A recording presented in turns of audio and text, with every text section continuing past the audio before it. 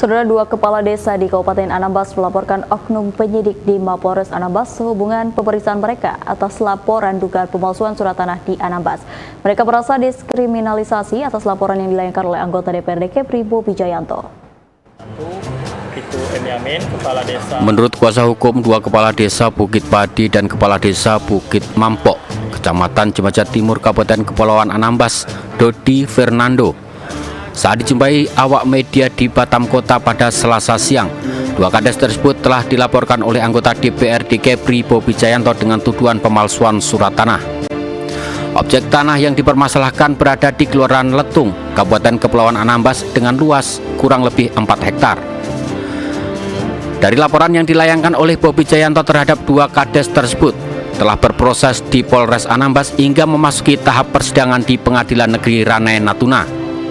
Pada Senin kemarin, persidangan digelar dengan agenda pembacaan eksepsi atau jawaban dari dakwaan jaksa.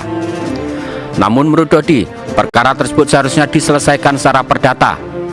Selain itu, dalam penanganan kasus yang sedang berjalan, diduga juga banyak prosedur yang dilanggar.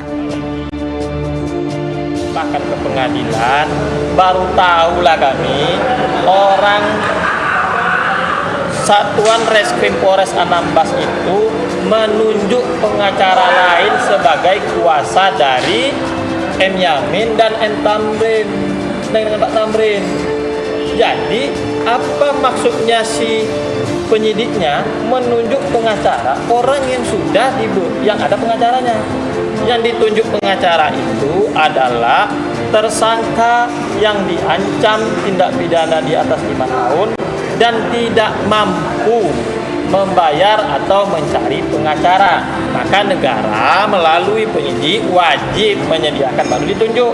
Ini tersangka memang ancamannya di atas 5 tahun, tapi mereka mampu untuk menunjuk dan membayar pengacara. Dan kami sudah tunjuk, tapi ditunjuk orang lain. Nah, itu karena ada temuan baru ini. Kalau persoalan itu nanti Kasat Reskrim Polres Anambas itu, Kanit Tipiter Polres Anambas itu saya laporkan nanti ke Bitpropam Mabes Polri. Karena hari ini kan Polri sudah berbenah, memang ada aplikasinya secara online untuk melaporkan pelanggaran-pelanggaran yang dilakukan oleh oknum polisi atau pegawai negeri yang ada di dalam lingkup kepolisian. Maka karena ada temuan itu, kami akan menyiapkan berkas juga untuk melapor. Dodi Fernando juga menegaskan bahwa dakwaan jaksa kabur sehingga harus dinyatakan batal saat persidangan pembacaan eksepsi pada Senin 15 Mei 2023 kemarin. Ini apakah dari hasil penyelidikan kasus penyerobotan lahan itu yang dinaikkan kepada penyidikan? Karena saya bilang sama mereka, kalau apabila dilaporkan itu adalah kasus penyerobotan lahan, mereka melakukan penyelidikan, itu kalau memang ada tindak pidananya dinaikkan kasus penyerobotan lahan. Kalau tidak ada, mereka dihentikan penyelidikannya. Kemudian kalaupun ditemukan ada tindak pidana lain dari hasil penyelidikan itu, maka ada dua cara.